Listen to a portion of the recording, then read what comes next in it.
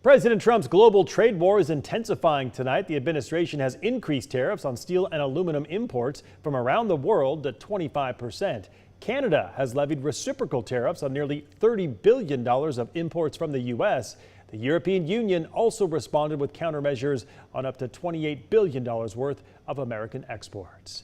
Well, the new tariffs on steel and aluminum could drive up costs for Boeing, a key player in Washington's economy.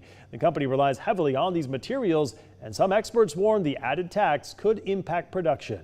Bridget Chavez with our Seattle sister station has more tonight. Boeing relies on these materials to assemble its aircraft, and with these new tariffs, the prices of those materials could rise. Industry analysts are watching this closely to see if this could impact Boeing's bottom line. Any tariffs that affect Boeing's costs does not help Boeing's financial recovery. Aviation expert Scott Hamilton says tariffs have created a lot of uncertainty. As we've seen, President Trump has gone on again, off again, on again, off again about tariffs and who they apply to. So demand is strong. In a CNBC interview, the CEO of AerCap, an aviation leasing company, painted a bleak picture. In an absolute worst case scenario, say a 25% increase across the board on tariffs, tit for tat from both sides.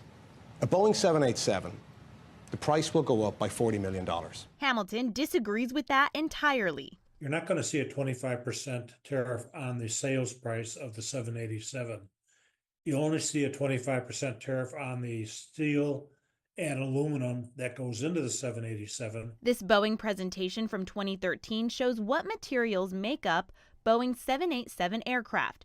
Most of it is made of composites, but 20% is made of aluminum and 10% of steel. According to the International Trade Administration, in the past 10 years, Canada exported more than $60 billion worth of steel products to the United States, followed by Mexico, which exported about $35 billion. Canada also exported more than $75 billion worth of aluminum products to the United States. The next largest exporter is the United Arab Emirates with $11 billion and China with just under $11 billion. Through the trickle-down effect, if you will, wind up having to pay more for the airplanes because of tariffs. You know that the consumer is going to have to pay more because it'll be reflected in increased airfares. We did reach out to Boeing about the tariffs, and they referred us to comments made by the CEO back in January, where he said he was, quote, not too worried about tariffs. Reporting from Boeing Field, Bridget Chavez, King 5 News.